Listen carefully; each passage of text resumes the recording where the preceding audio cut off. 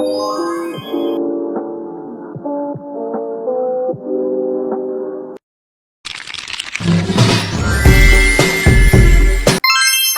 warahmatullahi wabarakatuh. Halo teman-teman semuanya, perkenalkan nama saya Siti Fadila Nurasni dengan NPM 020424111128 dari Program Studi Manajemen Fakultas Ekonomi dan Bisnis Universitas Hairun Ternate. Baik teman-teman, saya di sini akan menjelaskan tentang bentuk laporan laba rugi dan bagaimana laporan tersebut disusun dalam konteks perusahaan dagang dan perusahaan manufaktur. Selain itu, saya juga menjelaskan tentang perbedaan dan persamaan di antara keduanya. Yang pertama, masuk pada bentuk laporan laba rugi. Laporan laba rugi adalah laporan keuangan yang menunjukkan kinerja keuangan suatu perusahaan dalam periode tertentu, terutama pendapatan, biaya, dan laba atau rugi. Bentuk laporan laba rugi terbagi menjadi dua, yaitu bentuk single step atau langsung, yang terdapat pendapatan dan keuntungan digabung dalam satu kelompok, beban dan kerugian digabung dalam satu kelompok lainnya, selisih antara total pendapatan dan total beban dihitung langsung sebagai laba atau rugi bersih, cocok untuk perusahaan yang sederhana.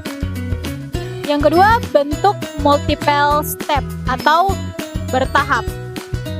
Yang pertama, menyajikan informasi secara lebih rinci dan bertahap, terdiri dari pendapatan operasional atau penjualan bersih dikurangi harga pokok penjualan menghasilkan laba kotor.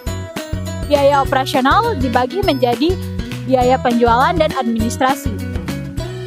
Pendapatan atau beban non-operasional seperti pendapatan bunga atau beban bunga. Laba atau rugi bersih lebih kompleks tetapi memberikan gambaran yang lebih jelas tentang aktivitas utama dan non-utama perusahaan. Baik, masuk pada laporan laba rugi perusahaan dagang. Perusahaan dagang adalah perusahaan yang membeli barang dari pemasok dan menjualnya kembali tanpa melakukan perubahan bentuk pada barang tersebut. Ciri-ciri pada laporan laba rugi perusahaan dagang: yang pertama, pendapatan utama seperti penjualan barang dagang. Yang kedua, harga pokok penjualan atau HPP menghitung total biaya barang yang terjual yang melibatkan persediaan awal, pembelian selama periode, dikurangi persediaan akhir. Yang ketiga, laba kotor. Penjualan bersih dikurangi HPP. Yang keempat, biaya operasional. Misalnya, biaya pemasaran dan administrasi. Yang kelima, pendapatan atau beban non-operasional, misalnya bunga atau keuntungan dari investasi. Yang keenam, laba atau rugi bersih, total laba kotor dikurangi biaya operasional dan beban lainnya. Baik, masuk pada laporan laba rugi perusahaan manufaktur.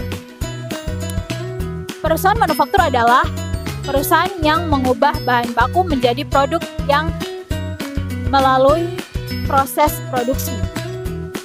Ciri-ciri laporan pada laba rugi perusahaan manufaktur: yang pertama, pendapatan utama seperti penjualan produk jadi. Yang kedua, harga pokok penjualan HPP seperti lebih kompleks karena melibatkan persediaan awal barang jadi.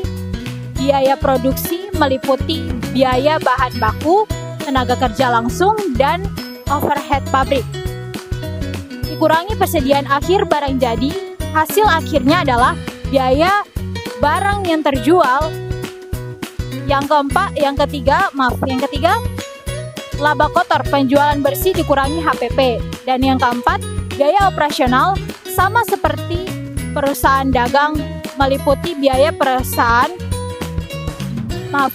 biaya pemasaran dan administrasi. Yang kelima, pendapatan atau beban non-operasional sama dengan perusahaan dagang. Yang keenam, laba atau rugi bersih, total laba kotor dikurangi biaya lainnya. Baik, perbedaannya adalah yang pertama, pendapatan. Jasa hanya mencatat pendapatan dari layanan, sedangkan dagang mencatat pendapatan dari penjualan barang dagangan. penjualan barang dagangan. Dan manufaktur, Pendapatan berasal dari produk hasil produksi. HPP, jasa tidak ada HPP, sedangkan dagang HPP mencerminkan biaya barang yang dijual. Dan manufaktur HPP lebih rinci, mencakup biaya-biaya bahan baku, tenaga kerja langsung, dan overhead pabrik. Kompleksitas, jasa paling sederhana karena tidak melibatkan persediaan dan proses produksi. Dagang lebih kompleks karena ada transaksi pembelian, penyimpanan, dan penjualan barang. Sedangkan manufaktur paling rumit karena melibatkan proses produksi, perhitungan biaya, dan pengelolaan persediaan bahan baku, barang dalam proses, serta barang jadi. Persamaan laporan laba rugi perusahaan, dagang, dan manufaktur. Yang pertama, struktur dasar. Keduanya menyusun laporan laba rugi dengan pendekatan single step atau multiple step. Yang kedua, komponen utama. Pendapatan utama atau penjualan bersih, harga pokok penjualan, laba kotor, biaya operasional, pendapatan atau beban non-operasional, laba atau rugi bersih. Yang ketiga, tujuan. Sama-sama bertujuan untuk memberikan gambaran kinerja keuangan perusahaan dalam periode tertentu. Baik, di sini saya akan memberi kesimpulan.